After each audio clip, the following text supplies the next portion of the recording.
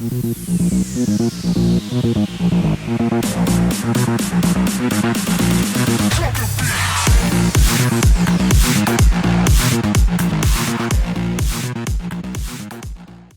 evening, everybody. Welcome to our launch for 2025. The rules have been out for a while, but we in South Africa have been a bit slow getting all kinds of different things ready. So, welcome back. If it's another year for you, we look forward to seeing you again. If you are brand new, welcome to this wonderful journey that is the World Robot Olympiad in South Africa.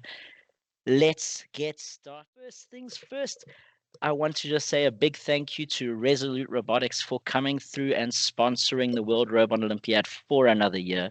It is an incredible partnership that we have with Resolute right now. They are involved in all kinds of things WRO and are really driving and building the competition up here in South Africa, not only through the products that they have, but through the time and effort they're putting in talking with us here at WRO to try and make this competition as incredible as possible for all of you involved. So, what is the World Robot Olympiad? If you are brand new, this is just for you. So, the World Robot Olympiad is a global robotics competition. It happens every year and encourages children to experiment, play, and solve problems using robots, whether they're at home, in a club, or at school. There are over 90 countries worldwide that participate in WRO each year. When I checked earlier, there were 109 in total. There are 90 that will be at an international event. So when you go through, and I'm saying when because you never know, you may be up against 90 different countries at the international final, which is absolutely incredible. I'm now going to hand over to Dani to take us through some really incredible stats and information, as well as the Future Innovators categories. So just to take you through some of the reflections on the 2024 season, as you can see just on the table up on your left, from 2022 to 2023 to 2024, the incredible growth within all the categories that we offer in the country. So from a WRO perspective, last year 2023 586 teams, and then that is obviously WRO and Explorer. To 2024, which was 800 plus teams. In-house competition remains popular, and obviously it's a great introduction and obviously takes away the logistical issues and becoming very, very popular too. As you can see, the numbers are 800 plus as well. Provincials, obviously that's growing on an annual basis. We work very hard in the background to take the competition to new provinces, and typically in 2023, we had 8 events in 6 provinces, and now 2024 last year we've had 13 events in 8 provinces.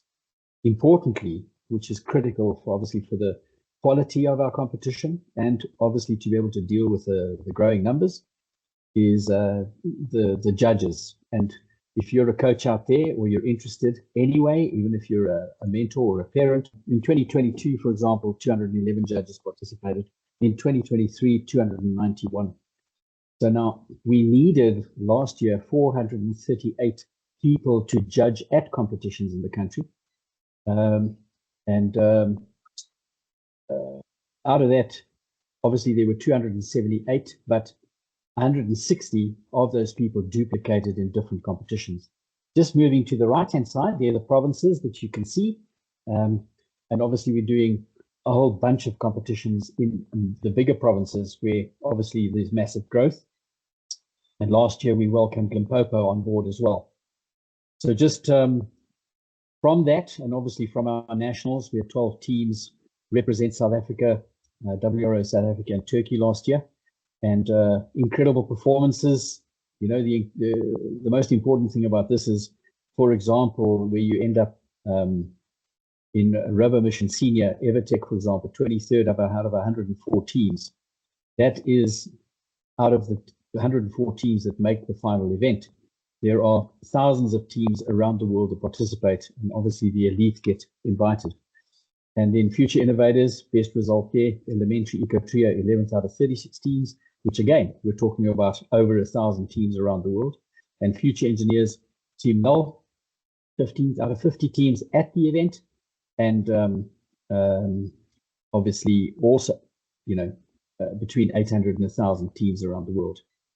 The other important thing is that the previous year we took 12 judges, and last year we took 18 South African judges to the international. And also, as Dunks mentioned, we have 3 international category head judges. And just from that perspective is that the South African competition is held in high regard from a judging perspective overseas, and that's why we have so many head judges participating. But also, when we get there, our judges know what they've been through in our country, takes them to a high level at the international competitions, and judges from around the world are happy to judge with them and rely on them. Right, next slide. Thanks, Dunks. Okay, we move on to the theme for 2025, which you all, I'm sure, know because you've just registered, the future of robots, which is incredible because it takes us forward. There's obviously robots in all sorts of different DSGs in categories around the world. And this year, it's the future of robots. So we're going to take one step forward and imagine and guess what robots can help us with going forward. And so our host country for 2025 is Singapore. And as a matter of interest there, it wasn't called WRO at the time, but we're celebrating this year 20 years of World Robot Olympiad. And we're going back to Singapore, who hosted the first one. Right, so we move on to Future Innovators. So my favorite category, and only because Duncan's too good at the other one for me to assist there. But Future Innovators is project-based things. And as you can see there, just a South African team at the international event last year. And Future Innovators, basically the category, work on a project and design and build a robot. The 3 age groups, which are the same as the Robo Mission age groups, 8 to 12, 11 to 15, 14 to 19. Develop a robot project that helps solve real world problems. And I've said that it's a project-based competition. Students create their own innovative, intelligent robotic solution relating to the current theme of the season. Teams will present their project and their robot model to a group of judges on the competition day. And the judges will not only grade their robot solution, but also look at aspects of innovation and entrepreneurship. The theme this year, there are 3 areas which you can obviously decide that you want to pursue. But before we go to that, the WRO Future Innovator category challenges your team to imagine and create robotic solutions that will shape the world of tomorrow. This year's theme, Future of Robots, invites you to explore the way robotics can help solve global challenges and improve our lives.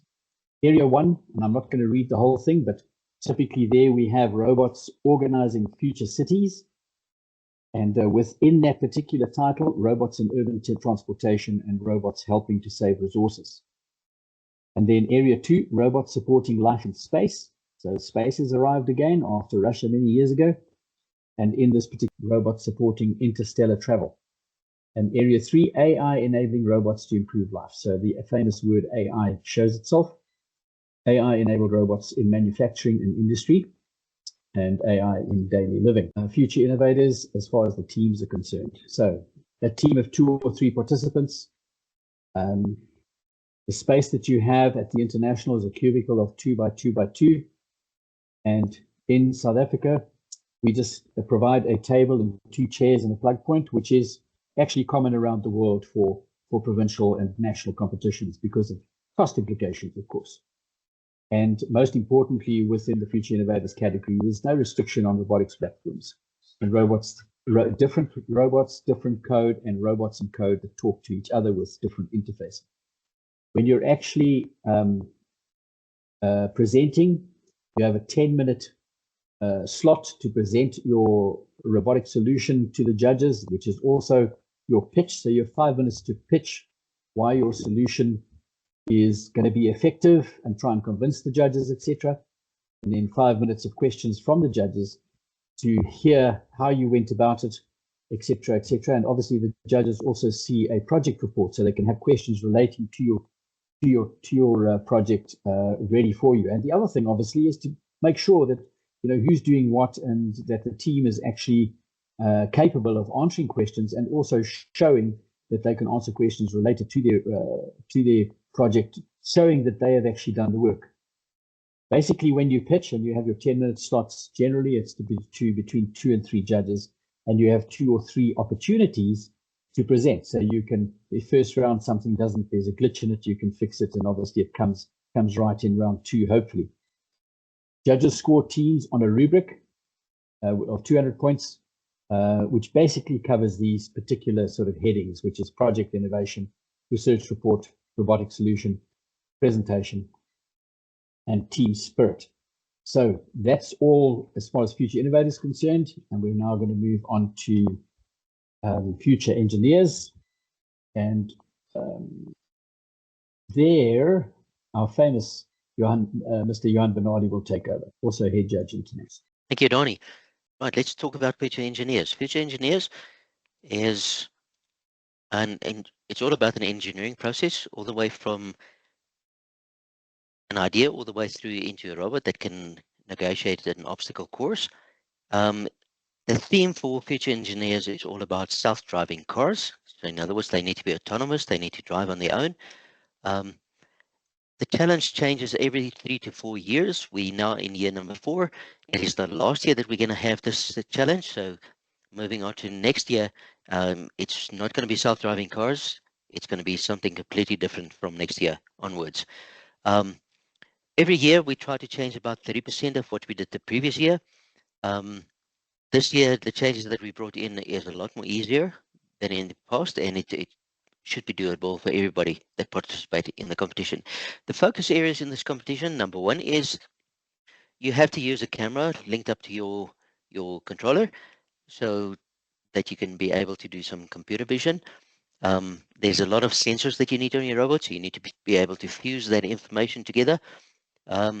Your vehicle must be a working vehicle, so it must be able to drive around the track. And it's all about action planning. What do you do first? What do you do second? Etc. And then you got to come up with strategies that are optimal. You've got to decide what you need to do first and second and third in order to obtain the maximum amount of score on the field. And then the last area that you need to focus on is going to be a journey that you've done from when you started to your final activity on the board. Is you have to document that all the way through, and for that we're going to evaluate your documentation as well.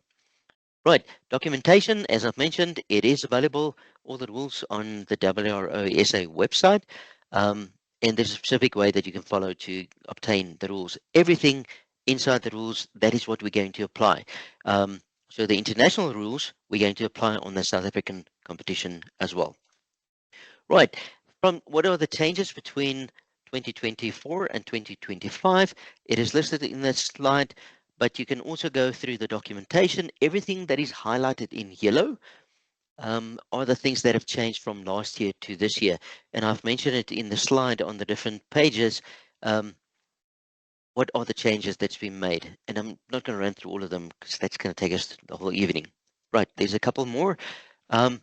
Then let's have a look at the challenges. There are 2 challenges. We've called them the open challenge, and we've got the obstacle challenge. The open challenge is all about, okay,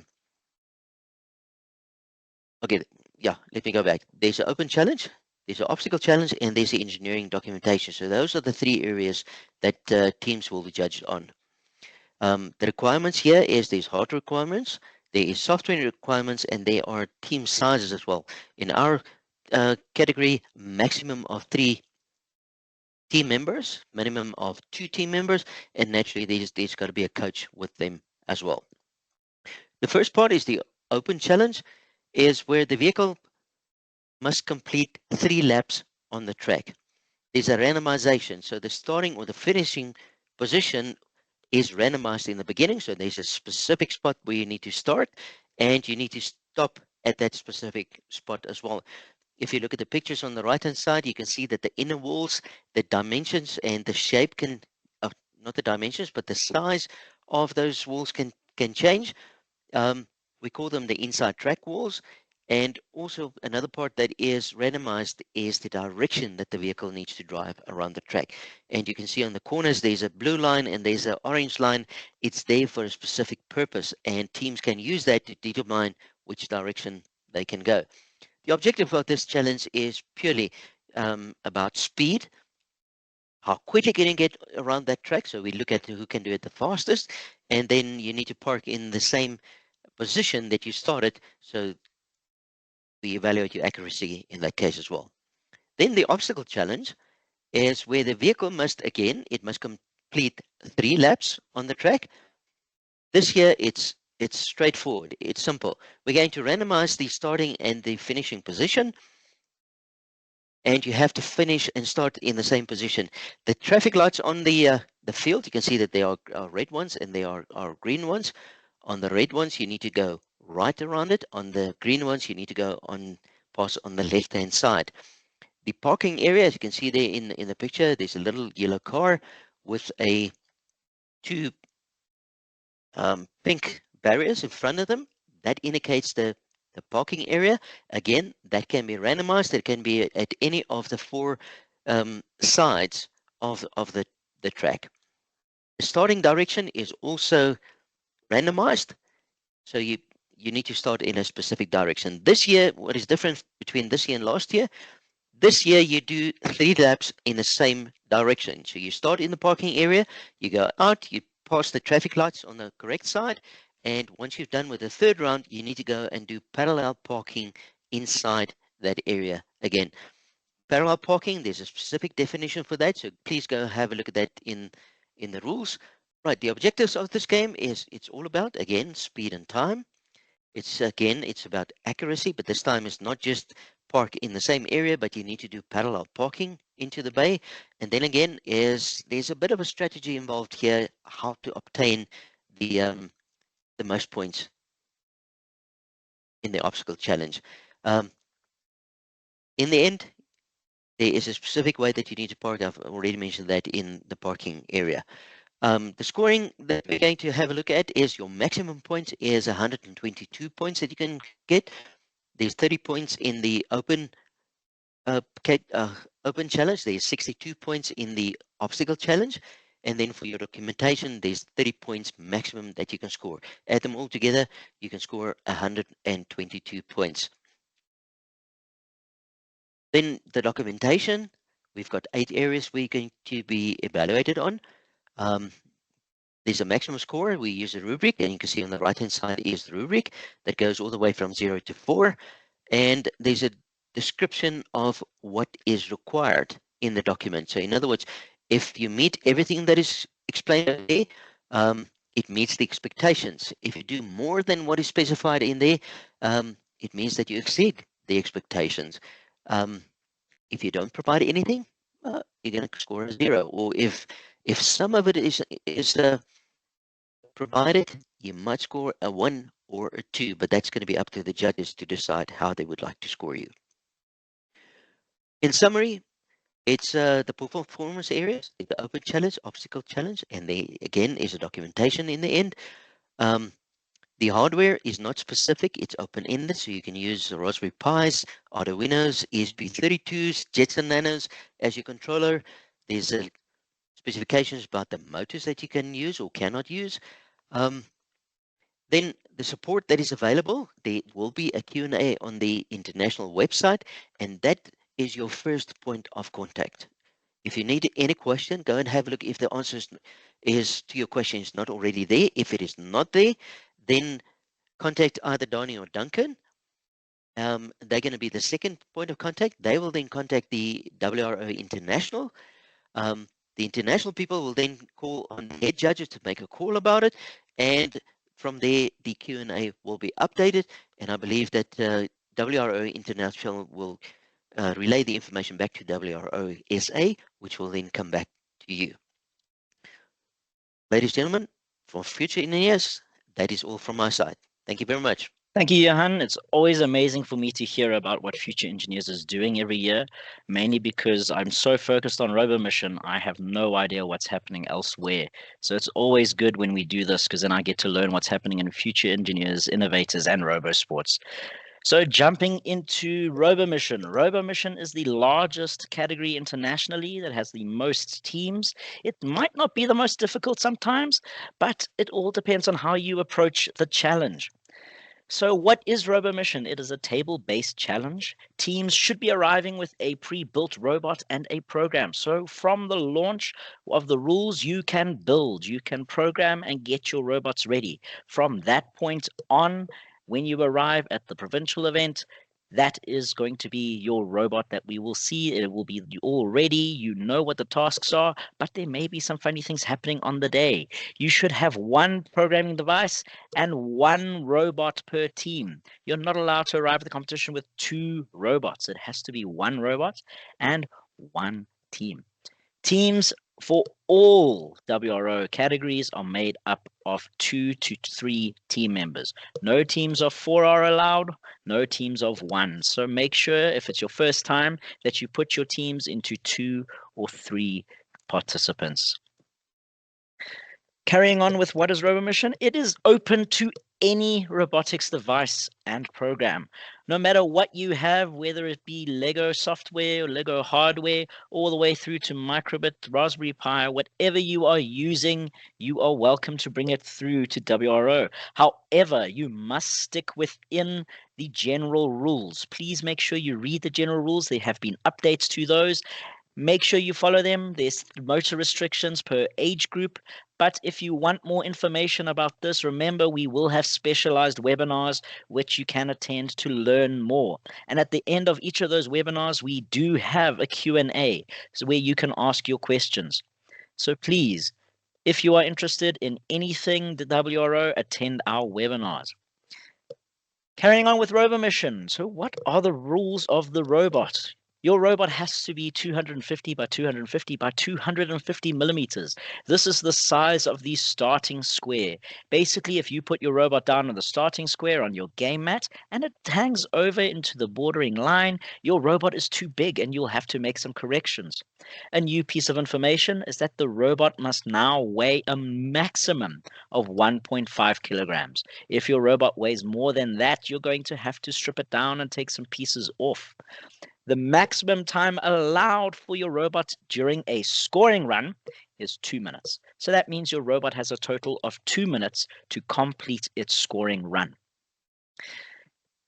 A new thing as well, they are suggesting that you should add a kill switch onto the robot. Now, this is going to be a switch that when you hit it, it stops your robot dead. If you're using a Lego robot, you can put in your touch sensor or your force sensor, and this could be your kill switch. You can also use, if you're using Lego, the stop button or the brick buttons as well. You do not have to use your Lego sensor. For robots that are not Lego, however, you may want to include a kill switch. This is also a very good strategy so that we can make sure your robot stops in the places you want it to stop. It's also a very good way to indicate to judges that you have finished your scoring run. A new thing, teams have to provide an A4 specification sheet on their robot. We will be sending out a template of what we want to see when you come to competition.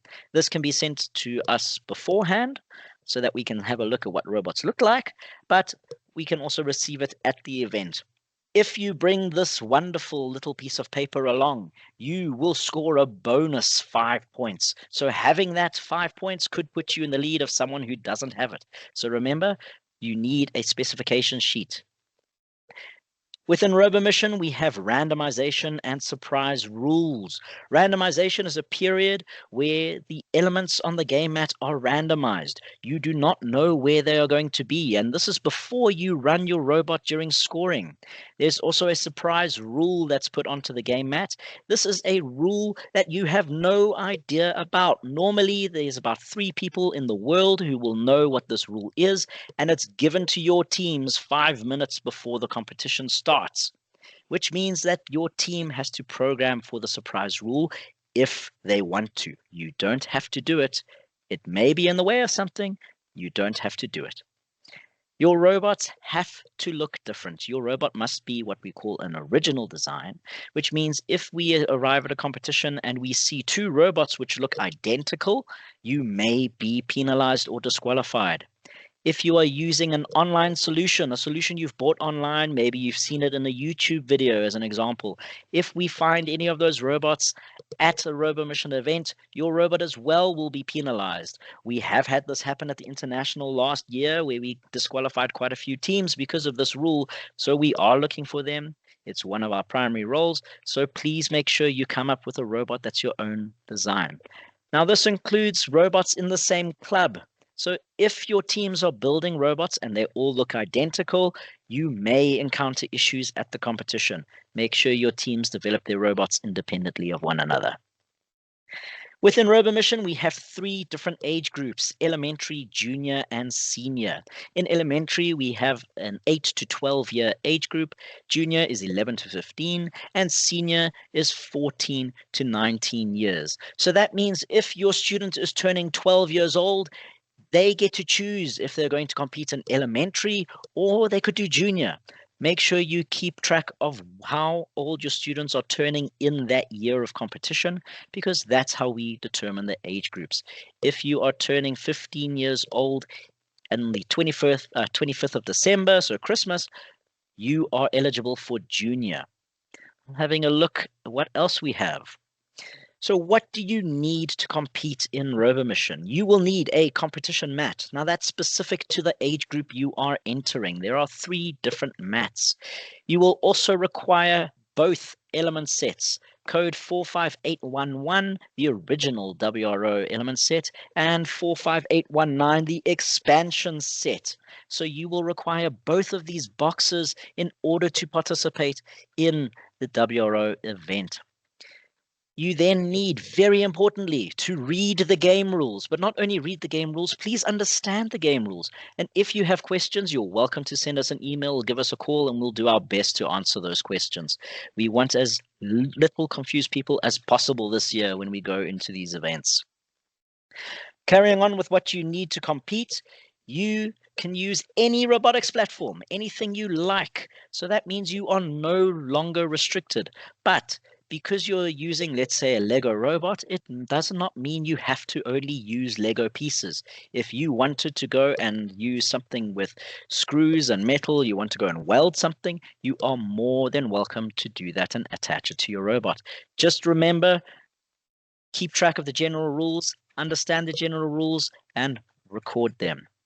You will then require a programming device, something that you will take with you to the competition. You will then move through to our WRO stuff in South Africa. In South Africa, we have some very special things with RoboMission. We have our different, something different to the general rules. The wall height that we use at our provincial events is set at 70 millimeters. The rules say the minimum wall height is 50 millimeters. And if you were lucky enough to go through to the international final last year, you would have noticed in junior, your wall height was 70 millimeters instead of the 50. So please make sure if you're practicing, you practice with a wall height of at least 70 millimeters. The table wall color in most competitions in South Africa will be white. Internationally, it doesn't specifically state what color the wall will be, but we are using white as that has been a standard for many, many years. When your robot finishes, your team must touch the robot to indicate that they have completed their run. The timer will then be stopped and your team will then be scored. A special update for any of you looking at RoboMission Junior. Don't worry if you miss this one. This will go out on the mailing list. I will keep telling everybody about this one. We will not be using any of the axle elements on our provincial mats for provincial competition. So all of those little axles that you can see getting in the way, those will not be on the game mats at your provincial qualifying event. However, they will be on the mat when you go through to nationals. So you can practice without them for now, because I'm worried that they're going to get lost in the clubs because they are quite small, and rather you save those very, very special pieces that you have. Moving on to wonderful Tony, it is your turn to speak about one of my least known events, RoboSports. I know more about future engineers than I do about RoboSports. So Tony, you are welcome to take control and give us your presentation. So RoboSports, the age, it's 11 till 19. You can be brothers and cousins and they can all do robo sports. The team size 2 or 3 and a coach. And this year you can use Lego or Arduino. Only genuine Arduino. You get Arduino, you get, whoa, such a lot of Arduinos, but the genuine one. And your robot must be 20 by 20 by 20 wide, long, and high. So you compete with 2 robots against others. Now, here's just a few things that I want to highlight here. Your robot can be built from all materials. In the Turkey international competition, there was such a lot of 3D printed parts, especially to catch that ball and hit that ball wherever they want. And that was an eye-opener for me. Your weight must be 1.2. So moving on. If I can just get to my next screen. There we go. The layout. If you look at this board, there are 4 orange balls and 1 purple ball. So for you that has not done robo sports before, this is fun. Your robot, like the one here at the bottom, and I put that robot there because he will never win a provincial or a national, but he's got all the elements. So your little robot must go forward. It starts off in 2 blocks. This is one team. We got 2 robots in 2 blocks, as the picture on top, and then it go forward and it hits those orange balls across. That's the aim of the game. You must get all the orange balls to the one side. And if all the orange balls are on the one side, they have a 10-second count. If all the orange balls are still there in 10 seconds, you win the game.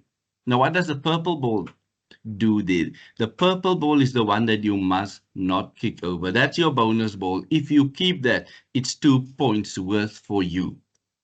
If you kick that over, you give it away. So you can look at this robot. This robot actually got 2 motors and 2 arms. So if the purple ball is there, you don't kick it, you just lift up the arm and grab that ball and run the whole time with the ball, because that's your bonus points.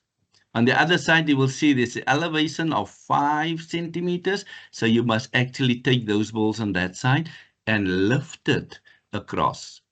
So yes, it's fun. Everything goes, but you're not allowed to touch that red band over there. If you touch the red band, you are disqualified immediately. One of my robots in a competition ran right over the ramp in the air, and that lost him the game immediately. And now for my last slide. What do we have here? Changes, not a lot. 1 change. Basically, if you hit the orange ball and it goes across, over the board, outside of the field, then that orange ball gets placed in the corner of your... Now it comes back to you. You kicked it out, it's your ball, you get it back. In the past, if you hit the robot and it goes out, then it's their fault. No, it's the kicker. That is the new rule. So you kick it, doesn't matter where it goes. If it goes off, you get it back and you must hit it again. If you hit a purple ball over, then that purple ball goes to your opponent. So that's a bonus for him. You must not kick that purple ball off the board. So I would love to show you. This was the semi-final, 3rd and 4th place, and the 1st and 2nd. And you might not know where to look, but let's go to the right. He takes the orange and he takes the purple. He's not hitting that purple. He's keeping that purple. Somewhere there's a little closet behind him and he's keeping it there. You might now wonder, why is the others not playing? This is strategy, ladies and gentlemen. He gives all the balls to the one side. So that's him just gathering and putting all the balls there. And that robot is not quick to react. He's keeping as many balls as he can. You know why? For that last 10 seconds of the game, then he will hit everything over. And after the 2 minutes, they won't be able to fetch or catch all the balls. Look at that. A lot of balls coming one after the other. Look at this one, standing still in the middle. He's standing still. But look at what he's doing. The 2 minutes are nearly done. He's got the clock inside of him. In 10 minutes before this game will be finished, he will start moving. Come, grab the stuff. And I hope it's going to do that now. It will do it. Just mark my words. This one is just looking for balls. You've got a little camera in front. It can be a Pixie 2. It can be any camera. Just looking for balls. And the 2 minutes is nearly done. He's going to start moving. Oh, look at this one. This one, both is going to park on the same side and just kick the balls. You think they are stuck, but they are not. They are waiting for that 2 minute mark to finish. And here we go. That one is already on that side. And there he goes. 4 balls.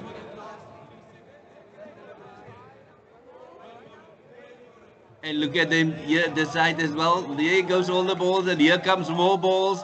And now the game is over. And at the last 2 seconds, they just put an the Greek team. Greece came second in the world because they kept those balls for the last 5 seconds. It just hit it over. So, ladies and gentlemen, let me just get over to my next slide. And that was my thank you dance. I'm stopping sharing. And Dunks, could you hear me there? Over to you. We could hear you perfectly, Tony. Thank you very much. Then. For those who have never attended a WRO event, especially the Robo Sports, it's very difficult not to hear Tony and be absolutely engrossed in him commentating about Robo Sports.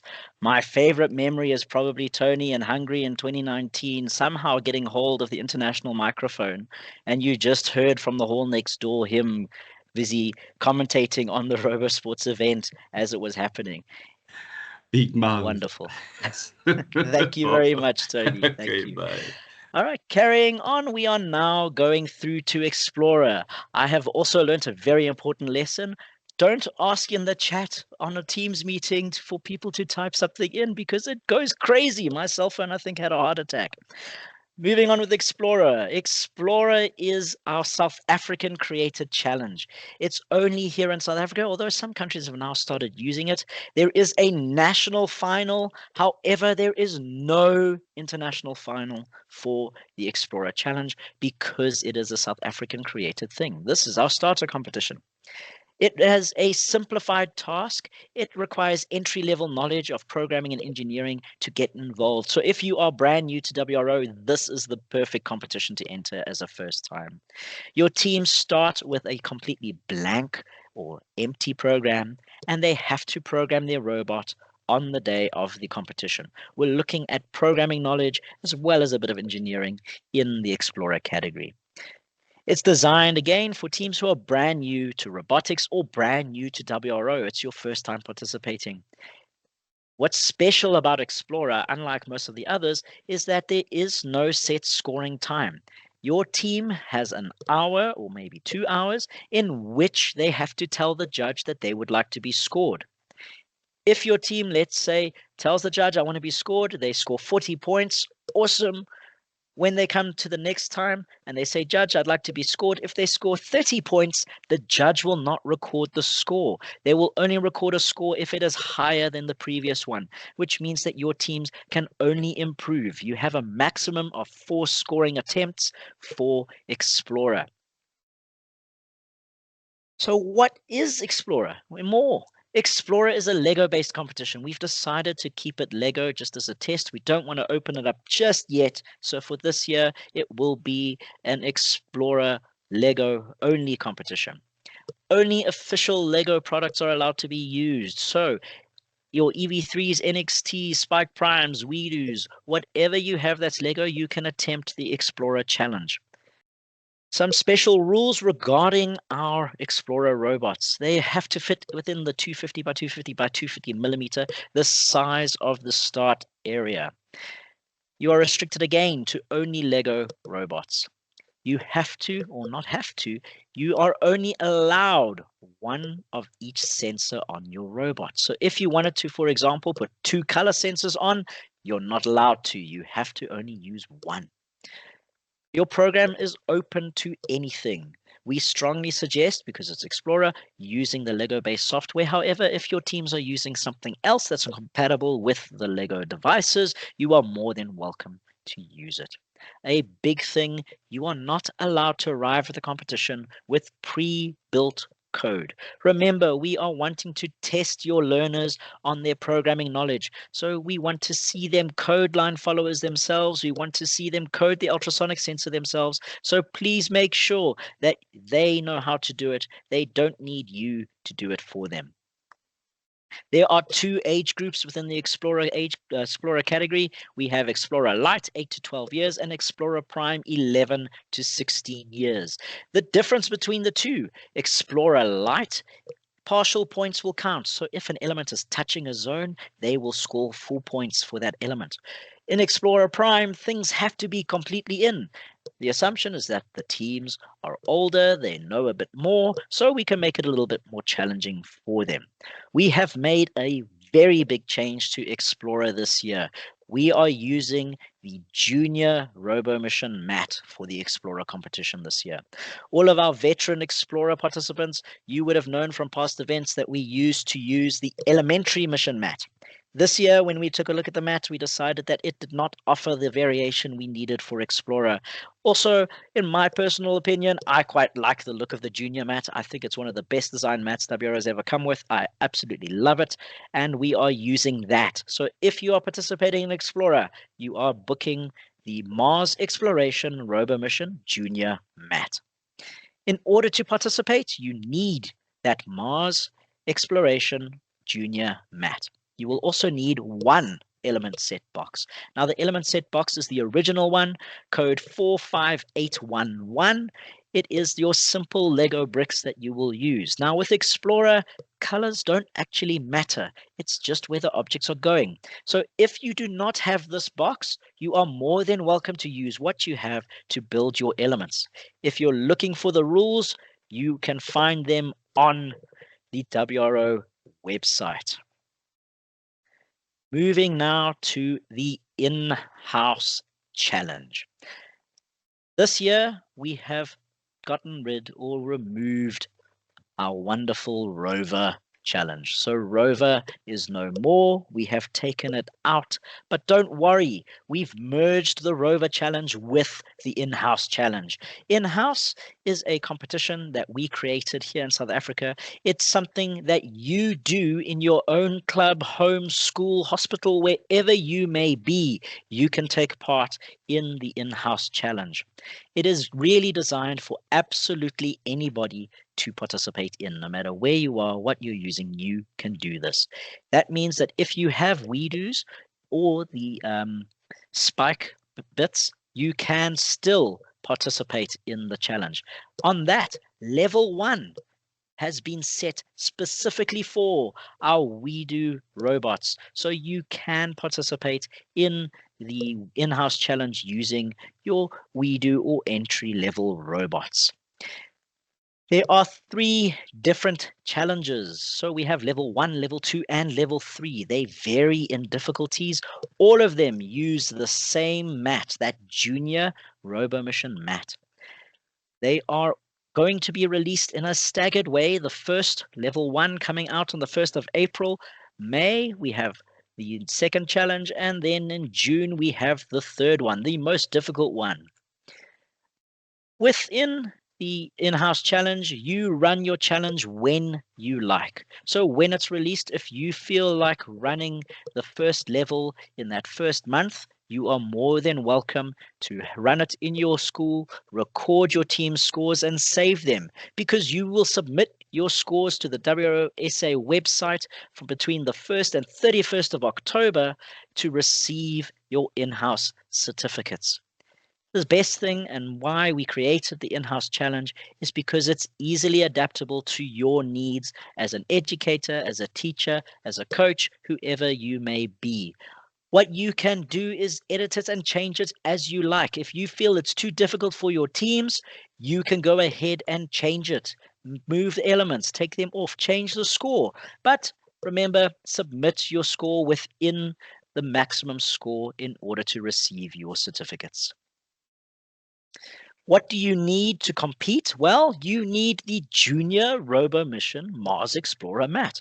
Isn't that a coincidence? Wow. If I had Explorer teams, Donnie, I could use my Junior mat to then also enter both Explorer and in-house. I think that's quite cool. So you just need that Mars exploration mat in order to enter your Robo Mission, your in-house challenge. You then need an element set. And remember, with the element set, it's only a Lego set. The color of the bricks does not matter. Maybe even what the element looks like doesn't matter. Remember, you can change it however you want to fit your teams. You need the code 45811 in order to participate in the in-house challenge. The game rules are going to be up on the website from the 1st of April, where you will find them under in-house. So where to get your WRO equipment? I see there's already questions in the chat about that. And what I'd like to do is hand over to Philip Haas from Hands-On Technologies, the director of Hands-On Technologies, to explain a little bit about how people can receive the equipment specific for WRO. So Phil, if you are there, if you wouldn't mind unmuting and giving us a bit of information. Right. Thank you, Duncan. Good evening, everybody. Thanks to all the presenters for their categories. Very interesting information that's been shared. I'd like to just share a bit of information about the support that Hands-On Tech has towards WRO. Obviously, as Lego education agents and resellers, we stock the brick sets, the WRO sets that Duncan explained, the 45811 and 45819. We stock those that are needed to build the obstacles for the mats. And as a service to the clients and schools that we work with, we also do print mats and have them available to anyone who wants to purchase or doesn't want to print their own mats. Those mats we print, they've been in print from the 15th of January this year. And the demand has been incredible. Our printer and our supplier has actually been struggling to keep up with the demand and has actually purchased a second machine now to print mats. So we are getting to a point now where we've got stock and ample stock and levels of each type of mat. You can see on the screen, you can either give us a call, send an email to info@handsontech. Your best bet, and this will probably be from tomorrow or Friday onwards, is the mats will be in stock on our website. And the quickest and easiest way to order a WRO mat and brick set is online through www.handsontech.co.za. We are trying our best. Like I said, the demand is incredible. I'm sure Odwa is on the call somewhere. So Odwa, our partner in the Northern Cape, has already placed an order for almost 30 mats. So you can see how the demand can just deplete our stock overnight. So we are getting to a point where we will have stock and excess levels. If you go onto our website and you see it says out of stock, it means that our printer is busy getting us new mats. And as soon as they're available, they'll be loaded onto our website as in stock again. You're welcome to contact us on the email address or phone number, or browse the website for online sales. I hope that covers everything, Duncan. That's perfect. Thank you, Phil. Great. Thank you very much, Philip. Thank you for explaining how we can get mats, where we can find things. Again, if you are looking for a mat, Hands-On Technologies, they've got it there for you. As Phil explained, there has been a massive demand for these mats, which for me means WRO in South Africa has once again grown. We are a growing organization and are one of the biggest competitions in the world. Can you believe that? We've got some of the most teams in the world participating in WRO. Isn't that wonderful? Moving on to our costs for 2025. So, with RoboMission, Future Innovators, Future Engineers, RoboSports, and Explorer, when you register for your teams, you are paying 300 Rand per team member. Remember, teams are of 2 to 3 participants. So if you have a team of 2 participants, you will be paying 600 Rand for that team. And if you have a team of 3, you'll be charged 900 Rand for that team. This 300 Rand has stayed the same for, I think, 3 years now. It hasn't increased. So we decided this year, because of the growth that we are having, we want as many people to participate. So we decided to keep the price the same as it's been for those past few years. Looking at the in-house challenge. The in-house challenge, we have increased the price by an absolutely massive 50 Rand. It's now 350 Rand per school or club to enter the in-house challenge. Now, the difference with the in-house challenge, with the other events, you pay per team member.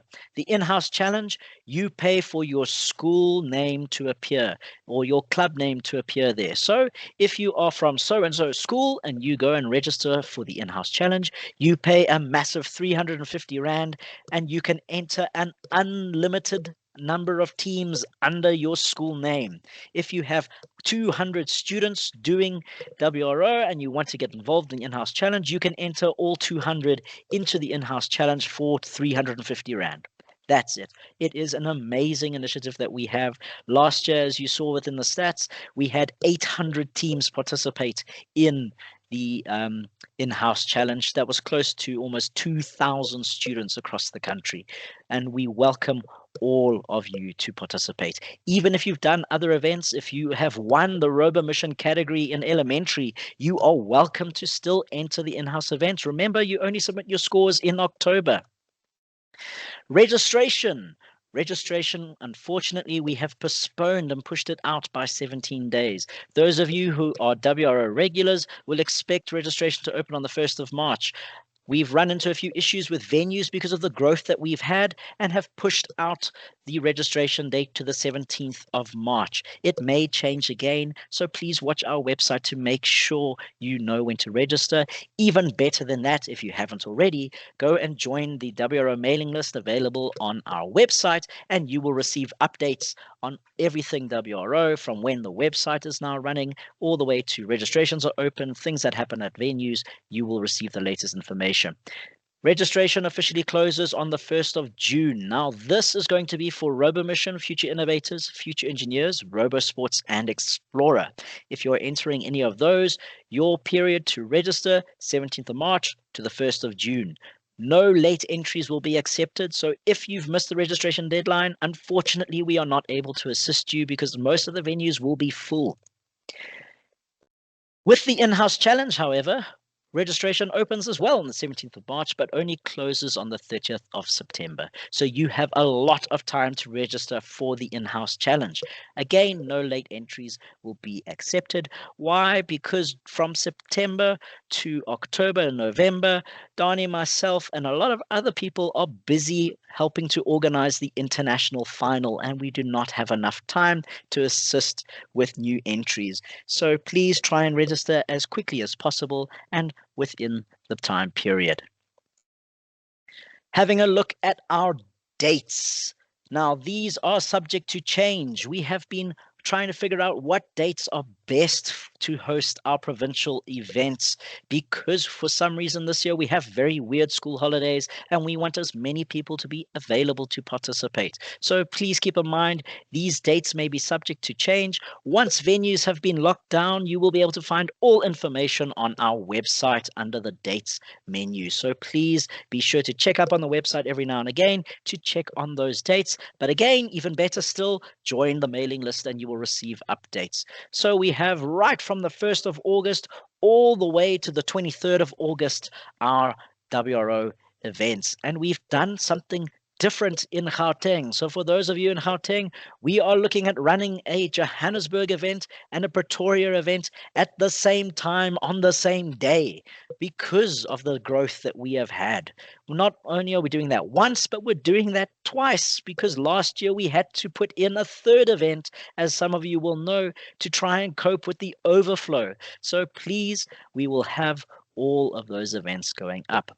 What you'll notice is that our Explorer is on a Friday. So if you are entering the Explorer competition, the majority of your competitions will run Explorer on a Friday. It is a 2 to 4 hour competition, and it will normally run from about 1 o'clock. All times, everything will be up on the website once we have our venues completely locked down.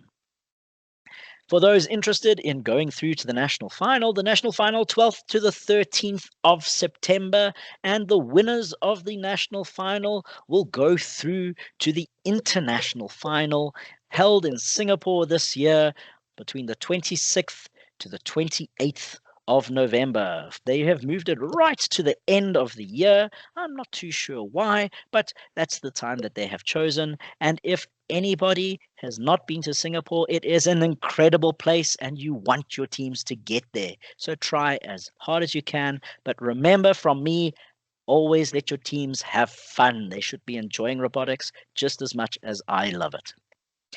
Again, with the venues, we are waiting confirmation. We have some confirmed. I'm not putting them up just yet because we want to make 100% sure that everything is done. Otherwise, we will confuse everybody. So we are still awaiting confirmation of the venues. Now, we get to a very important slide. I know that it's the slide that all of you have been waiting for, the winner of our prize giveaway.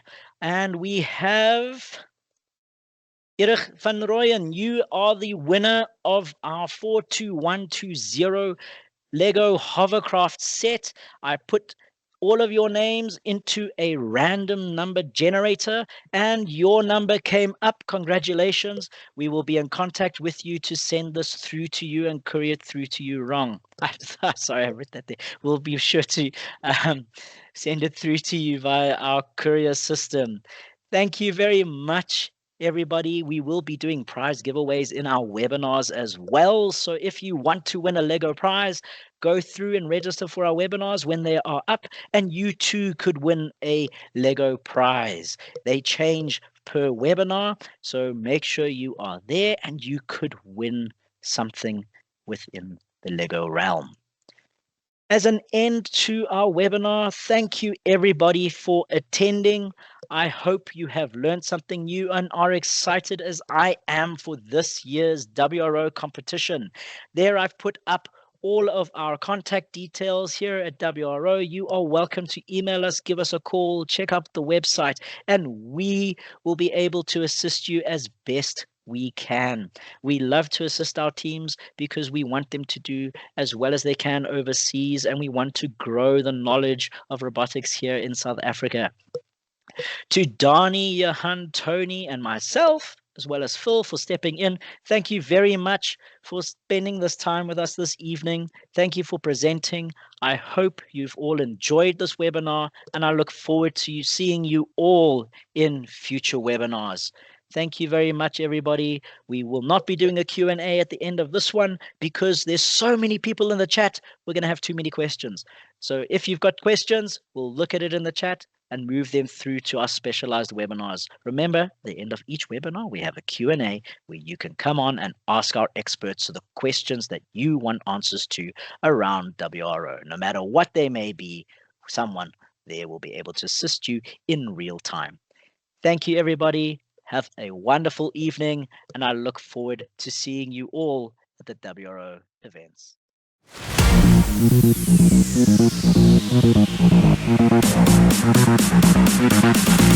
Drop the beat.